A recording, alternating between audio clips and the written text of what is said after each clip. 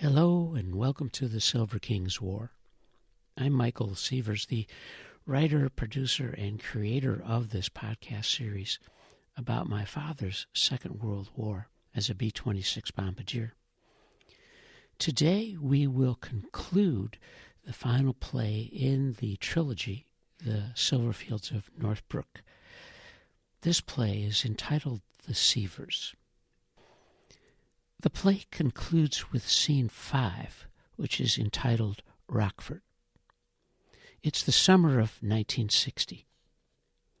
Stanley Silverfield began selling wholesale beauty supply products for his Uncle Abe's company, Bailey's Beauty Supplies, not long after the family moved to Northbrook. It was a timely change for the family's fortunes. Stanley was an exceptional salesman on his suburban route of hair salons and barbershops. This scene is the Silverfields' kitchen on a 1960 summer afternoon. Stanley and Shirley are talking with Michael and Cindy about an important decision. What's about to happen will boost the family's financial fortune and shred its connective fabric. The family will move north to Rockford, Illinois in October of 1960 as Stanley takes a big promotion with a new territory and the promise of managing a modern Bailey's wholesale beauty supply store. Within months of this scene, the Silverfields of Northbrook will become the Sievers of Rockford. Stanley Shirley, Hyman Krause, and Abe Bailey agreed on the name change to shield the family from the Rockford region's history of anti-Semitism. They selected Roy Sievers, a slugging first baseman for the Chicago White Sox, as their imaginary namesake. A Northside family rooted in West Aldine and Gregg Road off Lake Michigan is now faced with the uncertainty of wearing what was known historically as the pale hose. As the scene opens, Michael is listening intently at the kitchen table, and as the words spill from his father's lips, he bursts into tears and crashes through the kitchen door into the yard. His life and the family's life will change in devastating and fatal ways. Cindy, a precocious 9, understood that the family will leave Northbrook. Rockford was a new word and world. The Rockford years allowed Michael to attend the University of Wisconsin in Madison. The family's improved finances supported his education as his Lowell Hall career from pots and pans to the last head waiter covered his meals and extensive social life throughout 5 years. Cindy, the family's beautiful swimmer, sank beneath the relentless waves of social pressure. As the scene opens, Michael steps beneath a single shadow-cast light to read his letter to the Stearns. Dear Aunt Lucille and Uncle Lester, I am so sad. Dad and Mom told us we're leaving Northbrook in October. Dad got a promotion and a big new sales territory in Rockford. But where's Rockford? I have no idea. I don't know what else to write, so I will close. I love you, Michael. As this scene converts and the full stage lights come up, the Silverfields enter the kitchen to sit around the table on a weekend afternoon. And Stanley begins. Michael, Cindy, where are you? Mom and I want to talk with you. And Michael from downstairs, I'm downstairs, Dad. I'll be up in a minute. Cindy, just around the corner in the dining room, weighs in with, Okay, Daddy, what's new? And Shirley, kids, are you hungry? How about a snack? Michael, sure, Mom, pretzels. And Cindy, really? Again, Michael? You need new snacks. Got any Fig Newtons, Mom? We sure do. How about some milk? That's fine with me, Mom. I'm not sure about Michael. What's on your mind, Dad? Michael queries. I will cut the grass this afternoon. I was oiling my glove. And Stanley, your mom and I have important news. We are moving this fall. I got a big job promotion with Bailey's, and it means we'll move to Rockford. And Michael, shocked, shouting almost, "But Dad, where's Rockford?" As the scene goes dark, Michael steps beneath a single light to read his final letter to the Stearns. And he struggles through tears to convey a 12-year-old's restless uncertainty, his fear of the future, and his loss of the true love that Northbrook became. And he begins, "Dear Aunt Lucille and Uncle Lester, I am in shock. It's official. We're selling the Gregg Road house. No more backyard football games. The move means we'll have a new name. We, the Silverfields, will become the Sievers as we arrive in Rockford. I know there are people who don't like Jews, but I don't want to change my name. I'm proud to be a Silverfield." I cried when Dad and Mom told us. Cindy, understandably, is confused about our future. Me too. I don't want to leave Gregg Road. I love you, Michael. As Michael concludes his letter, the stage lights dim and then go dark. And this is the end of Scene 5 in the Sievers.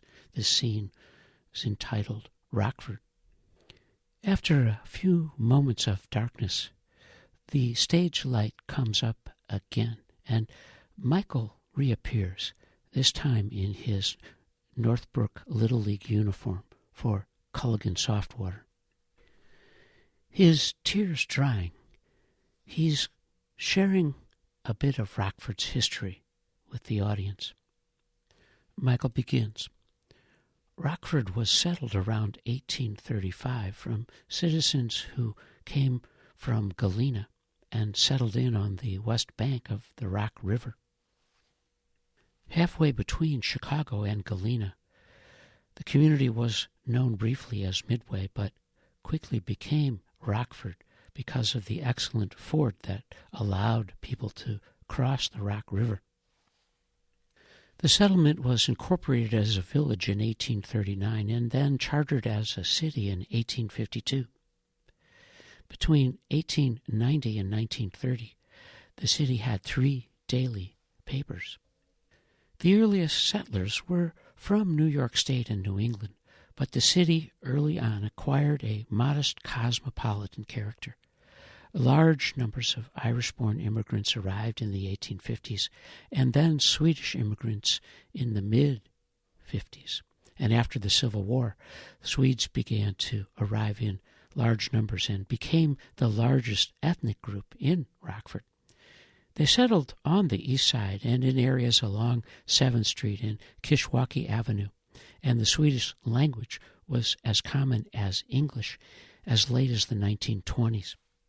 In 1851, the Rockford Water Power Company was organized, and in 1952, the Galena and Chicago Union Railroad reached the city, and by 1860, Rockford had become a significant industrial center noted for production of the John Manny Reaper and other agricultural machinery. Before the Civil War, Rockford was the center of strong anti-slavery activity. And after the Civil War, an important civil rights case from Rockford was decided by the Illinois Supreme Court. It was Chicago and Northwestern Railroad versus Anna Williams in 1871. The decision supported African Americans' rights to unhindered use of public transportation, but was decided on narrow legal grounds and cited in support of what became the separate but equal doctrine established by the United States Supreme Court in Plessy v. Ferguson in 1896. In the 1880s, the furniture industry began to grow, and that industry was using the talents of Swedish craftsmen and capitalists. And in the first half of the 20th century, Rockford was the second largest furniture manufacturing center in the United States. Many of these companies were cooperatives, reflecting a different business model from that of the old Yankee entrepreneurs, with laborers and craftsmen holding significant power. Rockford was hit hard during the First World War, and the agricultural implement industry began to decline, and the furniture industry was also damaged by the Great Depression and struggled in the Second World War. Rockford's 20th century industry revolved around machine tools, heavy machinery, automotive, aerospace, and fastener and cabinet hardware products, and packaging devices and ideas. Michael concludes his brief history research on Rockford, Illinois, with some information about baseball. In the 6 years following the Civil War, Rockford became nationally known in baseball circles with the remarkable success of the Forest City Baseball Club. Led by Albert Spaulding as a pitcher and Ross Barnes in the infield, the team became a prominent Western club and joined the first professional baseball league, the National Association, in 1871. Both those stars were hired by Boston after the 1870 season. Rockford was a member of the Northwest League, which was the first minor league in 1879, and in the ensuing decades often had a minor league club. And most significantly, during the existence of the All-American Girls Professional Baseball League from 1944 to 1954, Rockford supported its Peaches, the team that was featured in the 1992 movie A League of Their Own.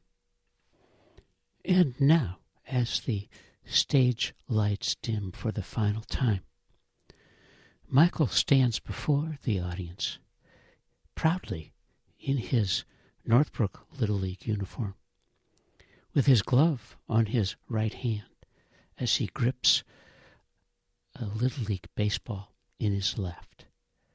And he's about to pretend for the final time as a Northbrook baseball player that he can become Sandy Koufax.